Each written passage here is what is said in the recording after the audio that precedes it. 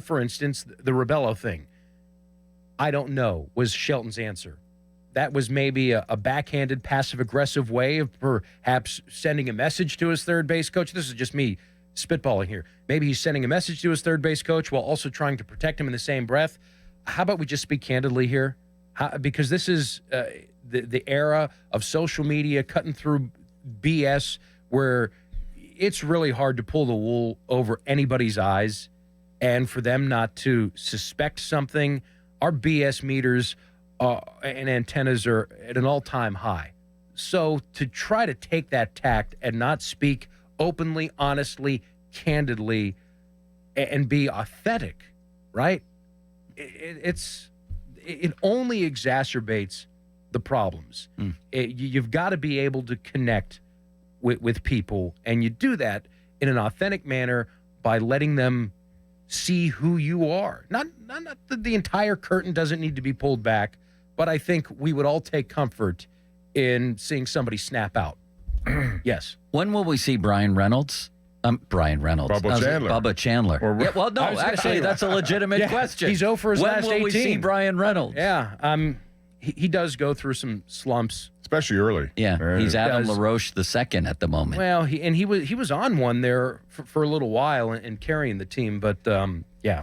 I should have left that question as is. Yeah. But when will we see Bubba Chandler? Chandler, I would like to think, if I'm going to pinpoint it here. He pitches tonight, I think, too. Yeah, I'm going to say the Atlanta series. So May 9th, 10th? He's really on a similar track to Paul Skeens, almost an identical blueprint, and they've been quick to clarify that, okay, yeah, there are some differences because they're different individuals, but I think they really like, and listen, you got to give credit where it's due. I think they did a tremendous job with Skeens and how they handled him. In hindsight, you would have brought him up, at the beginning of the year, broke camp so you get the draft pick, but I think how they handled Skeens, it was a terrific case study, one that they are using on Chandler. So Skeens was up May 11 last year. I'm going to go, it would be about a week later, I think, that Atlanta series, or right around that same time, I think, is when the Braves are in town. So that's, if I'm hedging a bet, that's when I'm going with Chandler. Yeah, I would have done it already. Majinski's fine for me in a bullpen role, but, I understood the first few weeks of the season.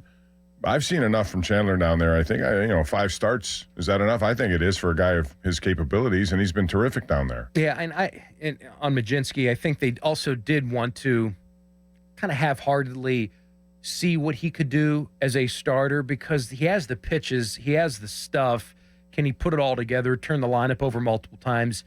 If by chance they didn't do that, and that's a tragedy. Not running that out. Majinski is a starter. I don't think he can be a starter. I think he's a reliever. I'm with you, Bob.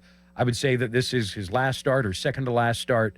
But I'm glad that they did go through this project, as painful as it sometimes has been. No, he started great. That's what makes me think he's better suited for a bullpen. Hey, it's one time through. Yeah, the second time, and that could be true of a lot of pitchers, actually. So, yeah, and they wanted to see if he could give him a handful of chances to roll that lineup over multiple times to show that he can't do it. Right.